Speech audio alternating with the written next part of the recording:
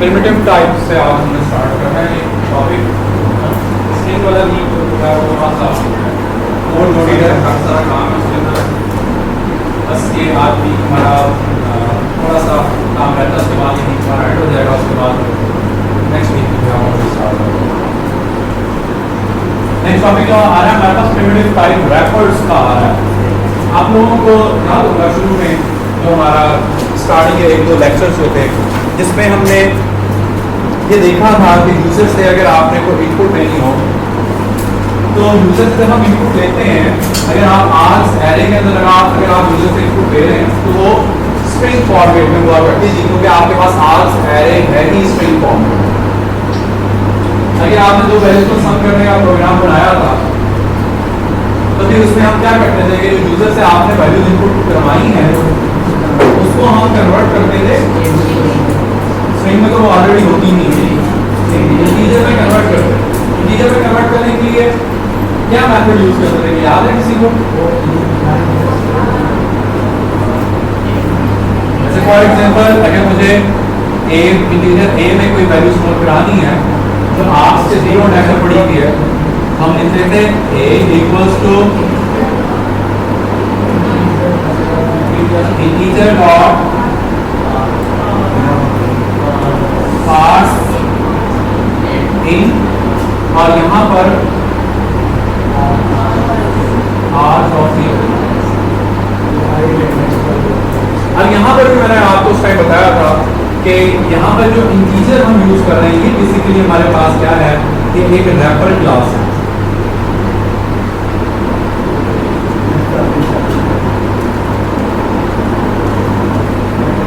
ये हमारे पास एक रैपर क्लास है। अब यहाँ पर उसका कॉन्सेप्ट थोड़ा सा डिटेल में आ रहा है कि प्रिमिटिव टाइप रैपर्स जो हैं वो क्या होते हैं। जावा आपको कुछ प्रिमिटिव डाटा टाइप्स अलाउ करता है और वो प्रिमिटिव डाटा टाइप्स हैं हमारे पास, जिनमें इंट, फ्लोट, डबल, बुलियन, चार वगैरह, 2 4 और 8 है। ये हमारे पास प्रिमिटिव टाइप से आती है। प्रिमिटिव टाइप का मतलब ये है कि इनमें एक वक्त में सिर्फ एक ही वैल्यू स्टोर होती है। सिंपल टाइप से, कॉम्प्लेक्स नहीं है, सिंपल। एक वक्त में इनमें एक वैल्यू स्टोर होती है और ये आपकी जो डाटा टाइप्स हैं, प्रिमिटिव डाटा टाइप्स, ये क्लास हायरार्की में नहीं आती, यानी कि ये क्लासेस नहीं है। स्ट्रिंग एक क्लास है, बाकी और बहुत सारी क्लासेस हैं, क्योंकि जावा आपको पता है एक ऑब्जेक्ट ओरिएंटेड लैंग्वेज है। ऑब्जेक्ट ओरिएंटेड लैंग्वेजेस के अंदर हर चीज क्लास के अंदर होती है। कोई मेथड है या कुछ भी है वो किसी न किसी क्लास में होता है। लेकिन ये आपकी प्रिमिटिव डाटा टाइप कोई क्लास नहीं है, ना ही ये क्लास हायरार्की का हिस्सा है, उसका पार्ट भी नहीं। जैसे हम कहते हैं कि जावा के अंदर आप जो भी क्लास बनाते हैं वो ऑब्जेक्ट क्लास से इनहेरिटेड होती है, कोई चक्कर नहीं। इनमें से कोई भी डाटा टाइप आपकी क्लास हायरार्की का पार्ट नहीं है। ऐसा क्यों किया गया? इनको प्रिमिटिव सिंपल क्यों रखा गया? इनको क्लास की फॉर्म में क्यों इंप्लीमेंट नहीं किया गया? तो बेसिकली इसके पीछे रीजन है कि प्रोग्राम की एफिशिएंसी। तो ये आपकी प्रिमिटिव डाटा टाइप्स हैं, ये ज़्यादा फास्टर और एफिशिएंटली इंप्लीमेंट होती है as compare to classes and objects. इसलिए उन्होंने कुछ डाटा टाइप्स को कह दिया कि ये प्रिमिटिव डाटा टाइप्स हैं, ये क्लासेस की शक्ल में नहीं है। और जब आप लेते हैं ना कोई एक वेरिएबल, जैसे मैंने यहाँ पर इंट ए लिया है एक वेरिएबल, ये एक यहाँ पर आपकी सिंपल डाटा टाइप है, ये कोई क्लास का ऑब्जेक्ट नहीं है, ये किसी क्लास का ऑब्जेक्ट। लेकिन बाज़ जरूरत पड़ जाती है कि ये जो इंटीजर a जो आपका एक सिंपल वेरिएबल है उसको आप एक ऑब्जेक्ट की शक्ल में कन्वर्ट करना चाहते हैं, या आप ये चाहते हैं कि इसके साथ आपको वो सब फीचर्स, वो सब बेनिफिट्स मिलें जो किसी ऑब्जेक्ट के साथ होते हैं। तो फिर हमें वहां पर इनकी रैपर क्लास को यूज करते हुए इन वैल्यूज को रैप करना होगा, एनकैप्सुलेट करना होगा किसी एक क्लास की। यानी कि आप सिंपल वर्डिंग में आप ये कर सकते हैं इन प्रिमिटिव डाटा टाइप्स को हम कन्वर्ट कर लेंगे क्लासेस की शक्ल में। जब ये क्लास में कन्वर्ट हो जाएंगे तो फिर आपको वो सब बेनिफिट्स जो आपको ऑब्जेक्ट ओरिएंटेशन में मिल जाए वो सब बेनिफिट्स आपको मिलना शुरू हो जाएंगे। बाय डिफॉल्ट ऐसा नहीं है, बाय डिफॉल्ट ये ऑब्जेक्ट की शक्ल में नहीं है, लेकिन अगर आप चाहते हैं कन्वर्ट करना तो कर सकते हैं। उनको कन्वर्ट करने के लिए आपके पास जो क्लासेस अवेलेबल हैं वो आपके पास प्रिमिटिव टाइप रैपर्स यानी कि रैपर क्लासेस हैं। यहाँ पे स्टार्ट किया मैंने जो हाईलाइट किया है, यहाँ पे आपकी ही बात बताई जा रही है। As mentioned in the part first of this group, the Java uses the primitive types such as int and char for performance reasons. ये क्यों रखी गई है primitive type? Performance reasons के पास। These data types are not part of the object hierarchy.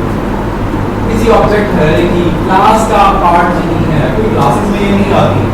They are passed by value methods and cannot be directly passed by reference.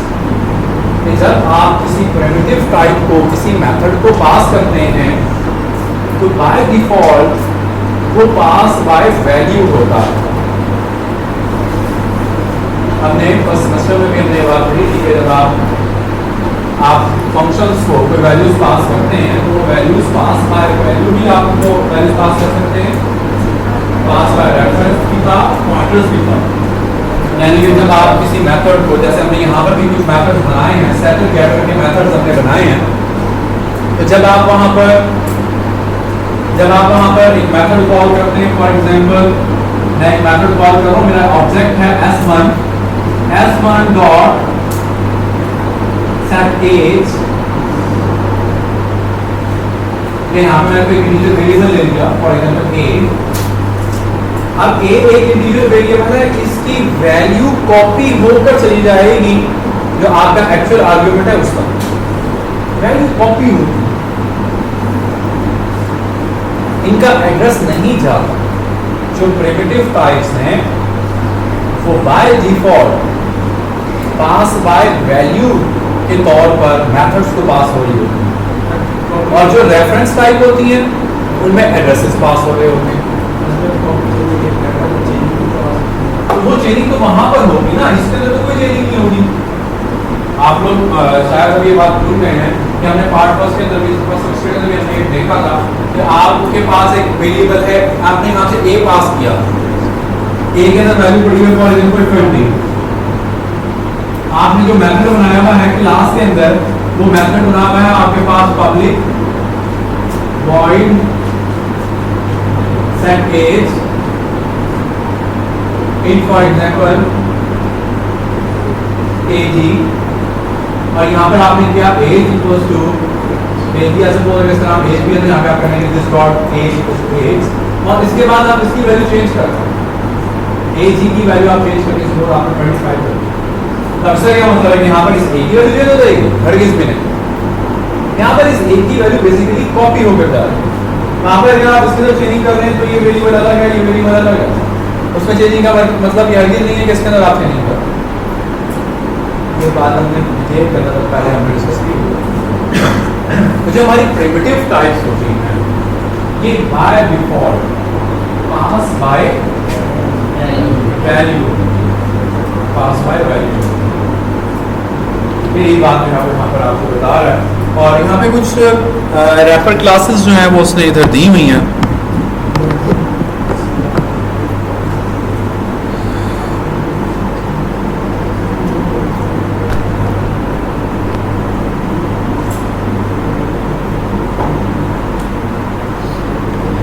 Suppose यहाँ पे वो कह रहा है कि at times you will need to create an object representation of one of these primitive types, कि आप इन data types को बाद में चाहते हैं कि इनकी ऑब्जेक्ट रिप्रेजेंटेशन हो जाए। ऑब्जेक्ट रिप्रेजेंटेशन का मतलब यह है कि आप इनको ऑब्जेक्ट में कन्वर्ट करना चाह रहे हैं।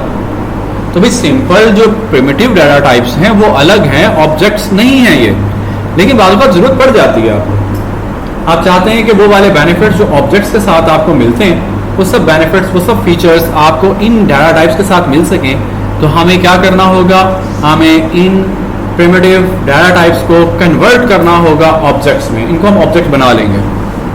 For example there are collection of classes discussed in chapter 18 that deals only with the objects. To store the primitive type in one of these classes you need to wrap the primitive types in a class.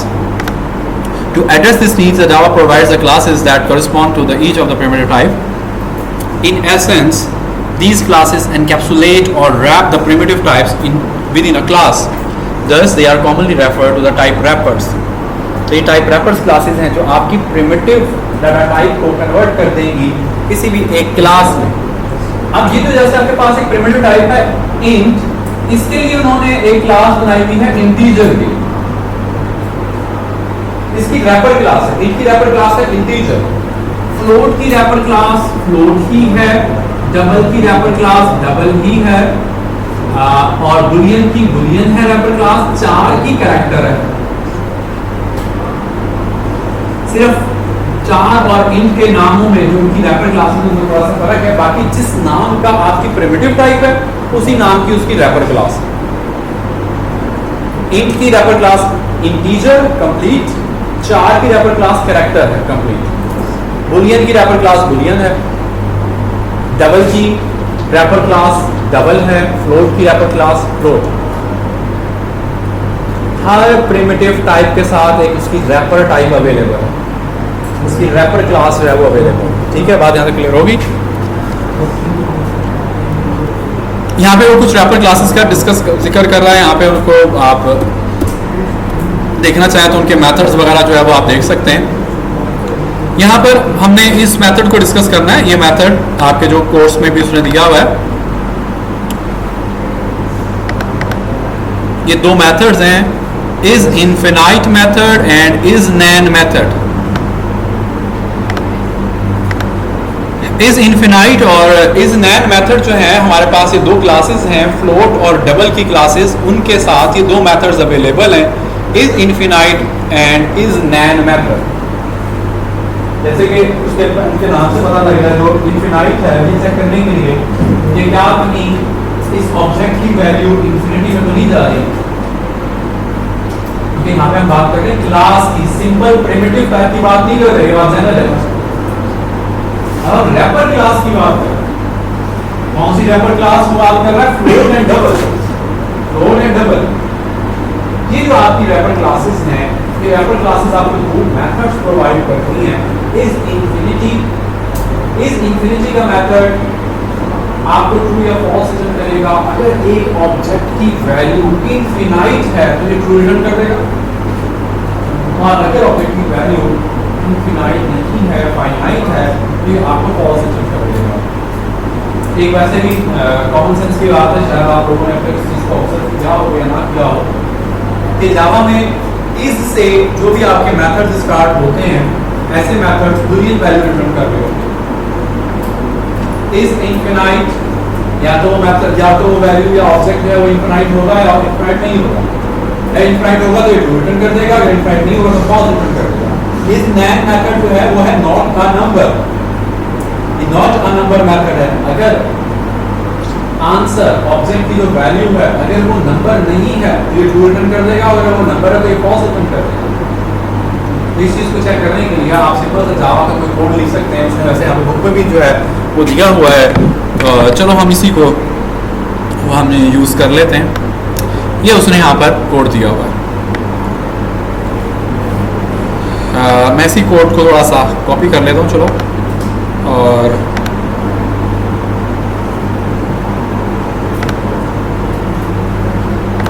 Java application,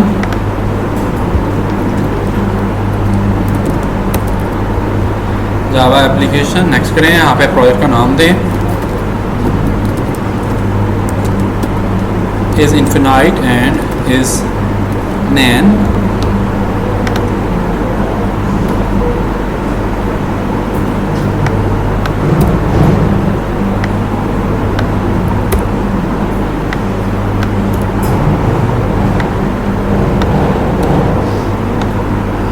यहाँ पर देखो हमने जो double की class को use किया, मैंने यहाँ पर सिंपल ऐसे वेरिएबल्स नहीं लिए भाई. देखो सपोज d3, ऊपर वाला जो मैंने अभी लिखा है डबल स्मॉल डी के साथ, ये हमारी प्रिमिटिव टाइप है. जो नीचे डी हमने कैपिटल के साथ लिखा है, ये हमारी क्लास है. क्योंकि जावा की कन्वेंशन है कि क्लासेस के लिए कैपिटलाइज होंगे. ये जावा की कन्वेंशन. तो यहाँ पर ये जो लाइन नंबर हमारे पास 8 9 है, इसके अंदर हमने दो ऑब्जेक्ट्स लिए हैं डबल के ऑब्जेक्ट्स, ये प्रिमिटिव नहीं, G1 यहाँ पे एक प्रिमिटिव टाइप के वेरिएबल, ठीक है। अब क्योंकि हम बात कर रहे थे इस नैन और इस इनफिनाइट मेथड की, और ये मेथड मौजूद हैं फ्लोट और डबल की रैपर क्लास में, इसलिए मैंने डबल का यहाँ पर एक ऑब्जेक्ट बना दिया T1, तो उसको हमने वैल्यू क्या दी, न्यू डबल डिवाइड, हम उसमें हम वैल्यू क्या दे रहे हैं, हम उसके अंदर वैल्यू दे रहे हैं 1 डिवाइडेड बाय 0 पॉइंट, सपोज मैं 0.0 कर लेता हूँ, चलो उसको हम जरा बाद में डिस्कस करते हैं। अब आपको ये बात पता है कि किसी भी नंबर को आप 0 के साथ डिवाइड करते हैं तो क्या आता है, क्या आता है, इन्फिनिटी आती है। किसी भी नंबर को आप 0 के साथ डिवाइड करेंगे तो इन्फिनिटी एरर है। अब हमने जानबूझ के ऐसा किया कि D1 का एक ऑब्जेक्ट बनाया और उसको हमने वैल्यू क्या दी, उसको हमने वैल्यू दी 1 डिवाइड बाय 0.0। अब हम इसको चेक करके देखते हैं कि D1 की वैल्यू क्या इन्फिनाइट है। मैं यहाँ पे देखता हूँ इज इन्फिनाइट। अब इस मेथड में ट्रू या फॉल्स रिटर्न करना है, तो आप चाहें तो आप इसको डायरेक्ट किसी इफ एल्स में लगा लें। मैं कहता हूँ if D1 dot is infinite, यानी कि अगर ये मेथड ट्रू रिटर्न करता है तो मैं यहाँ पे एक मैसेज दे देता हूँ कि D1 has infinite value, else D1 has finite value. अब देखिए इस एप्लीकेशन को रन करें तो वो आपको यहाँ पे बता रहा है कि D1 हैज़ इनफिनाइट वैल्यू, क्योंकि आप D1 को जो वैल्यू असाइन कर रहे हैं वो है 1 डिवाइड बाय 0.0, उसका मतलब कि इन्फिनिटी आनी है। ऑब्जेक्ट तो बन गया आपका D1, टाइप का ऑब्जेक्ट तो बन गया, लेकिन इस ऑब्जेक्ट की जो वैल्यू है वो इनफिनाइट है, इज इनफिनाइट का मेथड। दूसरा है इज नैन मेथड, नैन का मतलब है नॉट अ नंबर। अच्छा ये चीज़ मैं आपको एक दफ़ा यहाँ कैलकुलेटर पे दिखाऊं कि देखो सपोज मैं यहाँ पर ये मेरे पास एक कैलकुलेटर ओपन है, मैं कोई एक नंबर ले रहा हूँ जैसे 1 डिवाइडेड बाय 0 कर रहा हूँ, तो मुझे क्या मैसेज मिल रहा है, कैन नॉट डिवाइड बाय 0।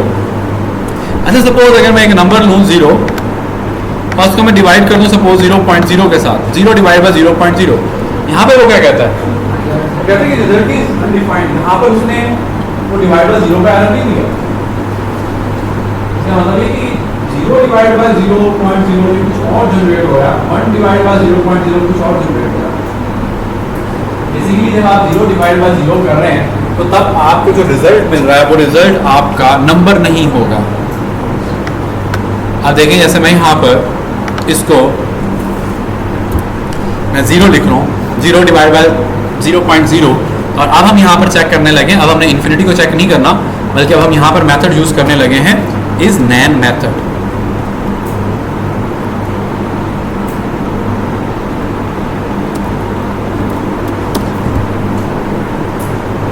और अगर ये ट्रू रिटर्न कर रहा है तो इसका मतलब है कि नंबर नहीं है, तो यहाँ पे मैं लिख लेता हूँ D1 has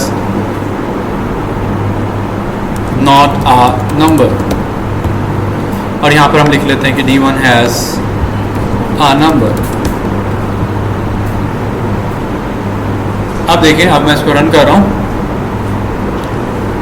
तो वो आपको मैसेज दे रहा है कि D1 has not a number, यानी कि अब D1 के अंदर नंबर वैल्यू नहीं है, कोई और वैल्यू आई है, नंबर नहीं है, क्योंकि आप 0 को 0.0 के साथ आप उसको डिवाइड कर रहे हैं, नंबर जनरेट नहीं हो रहा। हाँ अगर आप देखो यहाँ पे मैं सिंपल से एग्जांपल दे रहा हूँ, सपोज यहाँ पे मैं इसको अगर मैं 4 को डिवाइड करवा रहा हूँ 2 के साथ, 2.0 के साथ, अब जो आपके पास आंसर जनरेट होगा वो आंसर आपका नंबर है, आंसर आपके पास सिंपल सा 2 आ रहा है। तो ये हमारे पास वो मेथड्स हैं जो आप ये चेक करेंगे कि जो फ्लोट और डबल के जो ऑब्जेक्ट्स हैं उनकी वैल्यू फाइनाइट है या इनफाइनाइट है, उनकी जो वैल्यू है वो कोई नंबर है या नंबर नहीं है। ये चीजें आप सिंपल है लेकिन काफ़ी ज़्यादा तादाद में है। जैसे कि इस स्प्रिंग के बहुत सारे पैटर्न हैं, डिस्कस 4 लेक्चर मेरे हाथ से बने स्प्रिंग्स के, 4 लेक्चर से काफ़ी सारा कुछ डिस्कस किया।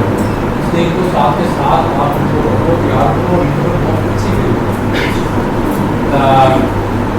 कल मेरे ख्याल से आप लोगों को ये घंटा बीच में फ्री है, उसमें मैं आप लोगों का ना स्ट्रिंग्स वाले क्वेश्चन का टेस्ट दूंगा, ठीक है। उसको बहुत जल्दी अपना तैयार करो साथ के साथ। नेक्स्ट हमारे पास के अंदर टॉपिक आ रहा है इसी आउटलाइन के अंदर, वो है हमारे पास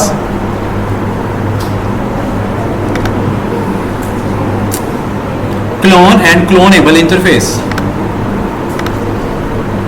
इसको भी हम डिस्कस करने लगेंगे, क्लोन एंड क्लोनेबल इंटरफेस।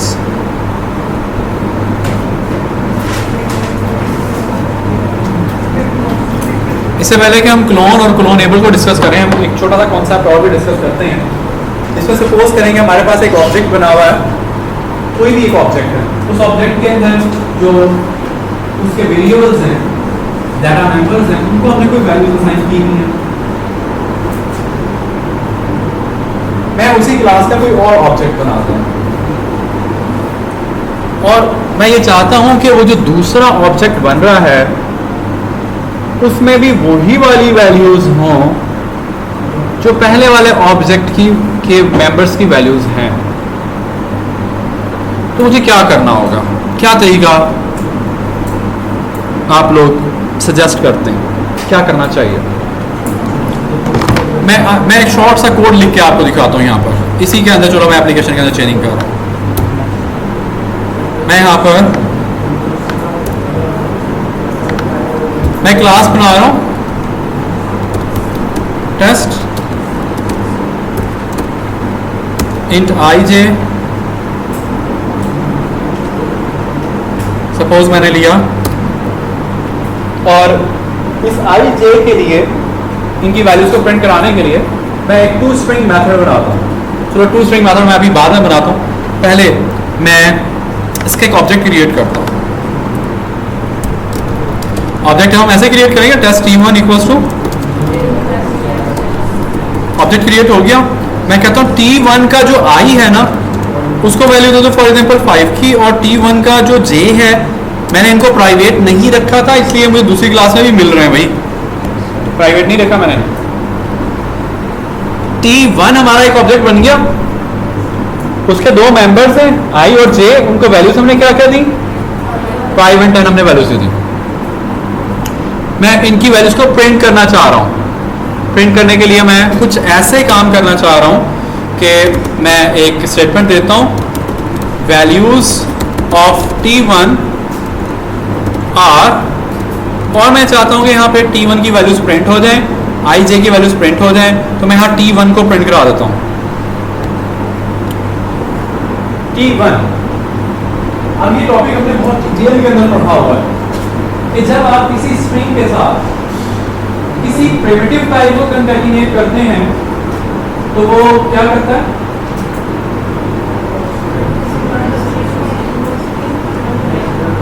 उसको स्ट्रिंग इक्विवेलेंट में कन्वर्ट कर देगा। लेकिन वो कन्वर्ट करता है कौन सा मेथड उसे कन्वर्ट करता है, कौन सा मेथड कॉल होता है, वैल्यू ऑफ मेथड कॉल होता है प्रिमिटिव टाइप के केस में। अगर आप किसी ऑब्जेक्ट को कंकैटिनेट करते हैं तो क्या होता है,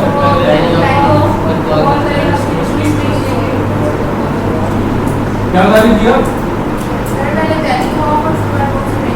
हाँ, यानी कि ऑब्जेक्ट का मेथड कॉल होगा वैल्यू ऑफ मेथड, और फिर वो आगे फर्दर कॉल करेगा टू स्ट्रिंग मेथड। अच्छा, हमने अपनी क्लास के अंदर जो मैंने टेस्ट क्लास बनाई है, क्या मैंने उसके अंदर टू स्ट्रिंग को ओवरराइड किया, नहीं किया। तो मैं इसको ओवरराइड करता हूं। अगर मैं इसको अभी वैसे ही प्रिंट कराऊंगा तो देखें आपको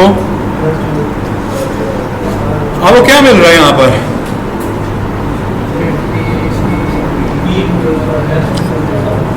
कुछ एड्रेसेस वगैरह कुछ वो ऐसी आउटपुट दे रहा है। मैं यहाँ पर इसके टू स्ट्रिंग को ना मैं उसको ओवरराइड करता हूँ। अभी t1 को जो आपने प्रिंट कराया तो उस ऑब्जेक्ट का रेफरेंस आपको प्रिंट हुआ मिला, एड्रेस मिला। तो उसको ओवरराइड करने के लिए एक सिंपल सा, या तो आप यहाँ पे मेथड लिखेंगे, या मेथड अगर आप लिखना नहीं चाह रहे तो यहाँ पर एक और टेक्निक यूज़ कर सकते हैं, इसको आप देख लें ज़रा, ऑटो जनरेट आप कर सकते हैं कोड को। वैसे ये रिकमेंडेड नहीं है कि आप इस लेवल के ऊपर, जिस लेवल पर आप हैं, आप ये काम करें और ऑटो जनरेट करें, लेकिन बस यहाँ पे थोड़ा सा टाइम बचाने के लिए मैं इसको ऑटो जनरेट कर रहा हूँ, और ताकि आपको पता भी लग जाए कि ऐसा कुछ हो भी सकता है। आप आ जाए इंसर्ट कोड में। इंसर्ट कोड में मैं क्या कर रहा हूँ, मैं टू स्ट्रिंग मेथड बनाना चाह रहा हूँ। टू स्ट्रिंग मेथड में मैंने किस किस को प्रिंट कराना है, आई और जे की वैल्यू को। बस जनरेट पे क्लिक कर दें, उसने ये टू स्ट्रिंग मेथड हमें बना के दे दिया। और इसके अंदर वो क्या काम कर रहा है, एक टेस्ट की स्टेटमेंट लिख रहा है, करली ब्रैकेट्स आएंगी, आई इक्वल्स टू आई की वैल्यू, जे इक्वल्स टू जे की वैल्यू।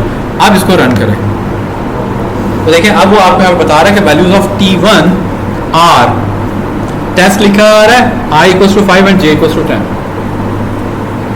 T1 की वैल्यूज प्रिंट हुई, मिल गई।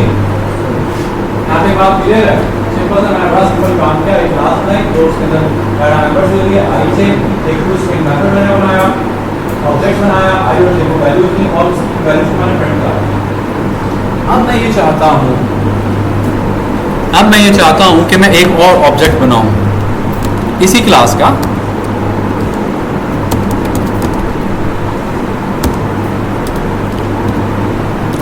और ये जो है T2, इसकी क्या वैल्यूज होंगी, आई और जे की। T2 के आई और जे की क्या वैल्यूज होंगी,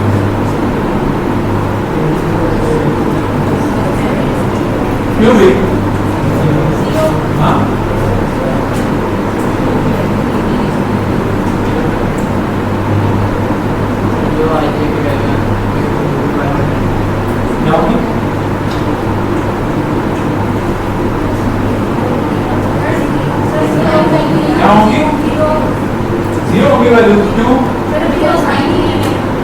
हाँ, जब आप कोई ऑब्जेक्ट क्रिएट करते हैं और ऑब्जेक्ट के डाटा मेंबर्स को अगर आप वैल्यूज नहीं देते, बाय डिफॉल्ट हमने पढ़ा था जब हम कंस्ट्रक्टर का टॉपिक पढ़ रहे थे, तो मैंने आपको बताया था कि कंस्ट्रक्टर जो है वो इंटीजर टाइप डाटा मेंबर्स को 0, डबल या फ्लोट टाइप को 0.0, रेफरेंस टाइप को नल असाइन करता है।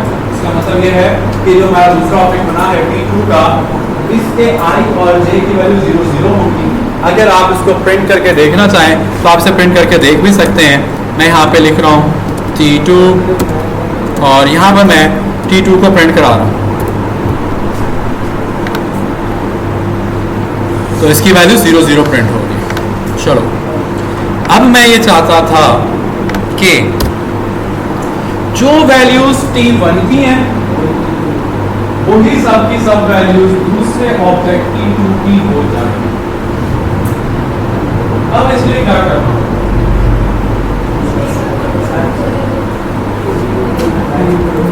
अच्छा क्या मैं ऐसे लिख सकता हूं, और क्या ऐसे लिख देने से वैल्यूज आएंगी नहीं आएंगी, क्या होगा?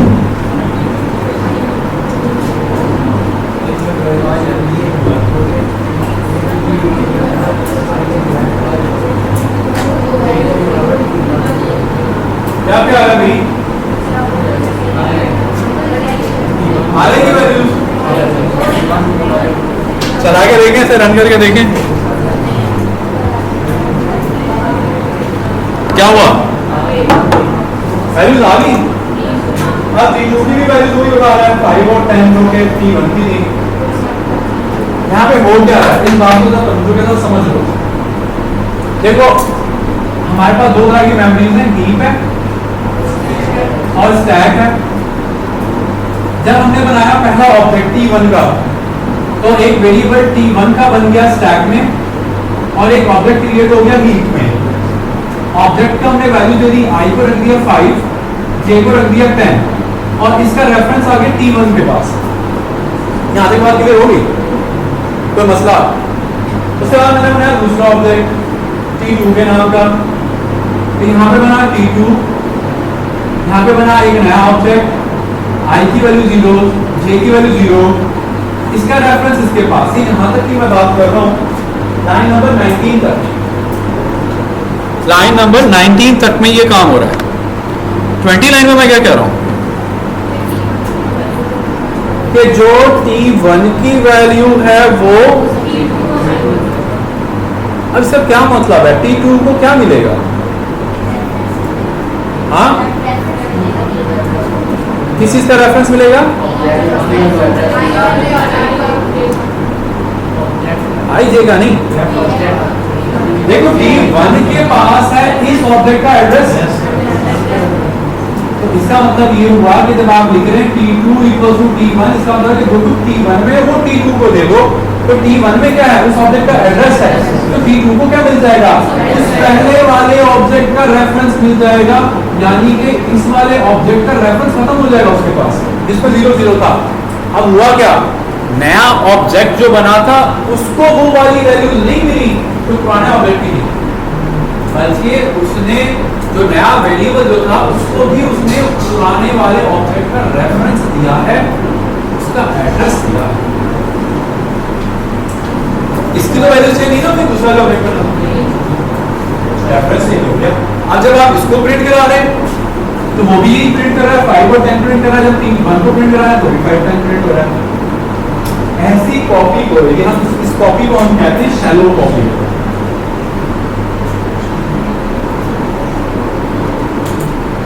इसमें एड्रेसेस कॉपी हो रहे हैं। इससे पहले हमने स्ट्रिंग वाले कॉपी में पढ़ा था शैलो कंपैरिजन और डीप कंपैरिजन। शैलो कंपैरिजन में हमने यही काम किया, जिसमें हमने स्ट्रिंग के जो रेफरेंसेस होते हैं उनको हमने कंपेयर किया, ठीक है। तो वो जो हम काम चाह रहे थे करना वो तो ना हुआ। आई जे की वैल्यू T1 के आई जे की वैल्यू T2 के आई जे को ना, दूसरा तरीका ये हो सकता है, यहाँ पे कॉपी तो हुआ लेकिन इसको हम शैलो कॉपी कहेंगे। आप कुछ ऐसे कह सकते हैं कि T2 dot I equals to T1 dot I and T2 dot J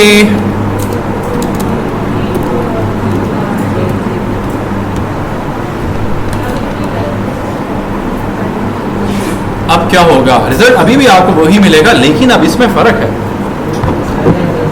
इसमें अब ये रेफरेंस नहीं चेंज हुआ T2 का, T2 उसी को पॉइंट कर रहा है, अब यहां पर वैल्यू चेंज होगी। अब आपने ये कहा है कि जो वैल्यू T1 के I की है वही वाली वैल्यू T2 के I को दे दो, और जो वैल्यू T1 के J की है वही वैल्यू T2 के J को दे दो। इसको हम कहेंगे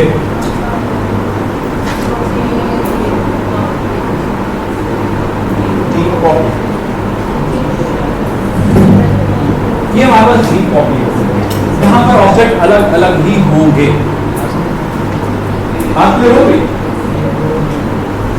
लेकिन ये हमारा टॉपिक नहीं था जो हमने पढ़ना, हमारा टॉपिक था क्लोन का।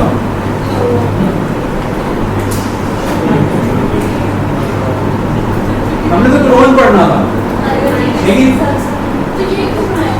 क्लोन को डिस्कस करने से पहले आपको उसका कोई बैकग्राउंड जो है वो पता होना चाहिए, इसलिए हमने इन चीजों को डिस्कस किया। हमने शैलो कॉपी को डीप कॉपी को हमने डिस्कस किया। हम देखना चाह रहे हैं क्लोन। क्लोन का क्या मतलब होता है?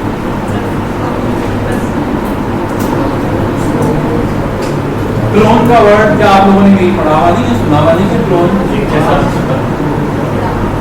एक जैसा, रेप्लिका जिसको आप कह सकते हो, क्लोन या रेप्लिका। जैसे कि कुछ साइंटिस्ट ने ये बड़ा कामयाब एक्सपेरिमेंट किया था कि उन्होंने क्लोनिंग की थी। लिविंग जो बीइंग्स हैं उनकी भी क्लोनिंग की जा सकती है, सेम टू सेम। कोई एक जानदार है, कोई इंसान है, कोई ह्यूमन बीइंग है, कोई जानवर है, कुछ जैसा सेम टू सेम जानवर बनाया जा सकता है, बिल्कुल सेम फीचर सेम कैरेक्टरिस्टिक्स के साथ। सब क्लोनिंग कहते हैं। शायद आप लोगों ने एक बार सुना हो कि साइंटिस्ट ने एक भेड़ बनाई थी क्लोनिंग के साथ, उसका नाम उन्होंने डॉली रखा था। डॉली भेड़ थी, क्लोनिंग के साथ उन्होंने बनाई थी, उसका कामयाब एक्सपेरिमेंट था।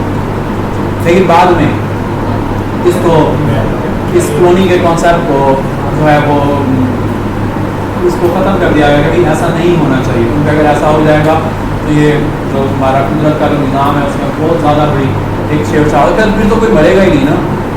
अगर वो कोई मर भी गया तो जैसा क्लोन बना लेंगे आप, वो बिल्कुल सेम उसी फीचर्स के साथ होगा, वही उसकी सोच, वही तमाम कैरेक्टरिस्टिक्स, तमाम फीचर सेम टू सेम वैसे ही होंगे, तो इसमें फर्क नहीं होगा।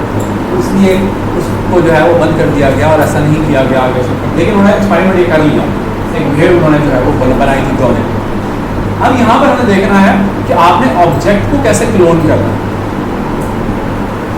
अब यहाँ पर भी वही कॉन्सेप्ट है कि एक ऑब्जेक्ट जो बना हुआ है उस जैसा सेम टू सेम एक और ऑब्जेक्ट बनाओ, या आप ये कह लो कि जो एक ऑब्जेक्ट की वैल्यूज हैं, जो उसके फीचर हैं, जो कैरेक्टरिस्टिक्स हैं, वही दूसरे के हो जाए, तो उसको हम क्लोनिंग कहेंगे। और क्लोन करने के लिए हम एक इंटरफेस यूज करते हैं, क्लोनेबल इंटरफेस। आज हम चलो उसकी थोड़ी थ्योरी डिस्कस कर लेते हैं, कल हम उसको प्रैक्टिकली देखेंगे। ये एक इंटरफेस है, क्लोनेबल इंटरफेस। इंटरफेस के मुताबिक हमने पहले बात की ली है कि इंटरफेस होता क्या है। एब्स्ट्रैक्ट क्लासेस और इंटरफेस को हमने बहुत डिटेल के अंदर डिस्कस किया होगा। क्या होता था ये इंटरफेस?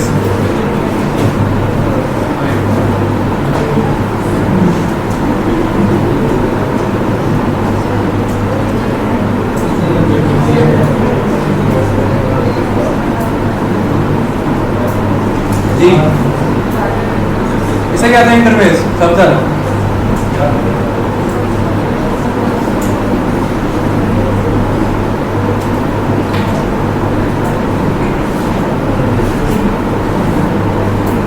इमरान, इंटरफेस किसे कहते हैं?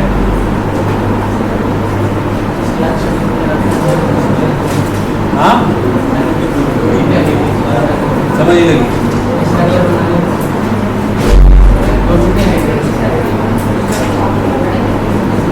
ये हमने मिड से पहले का पढ़ा हुआ है।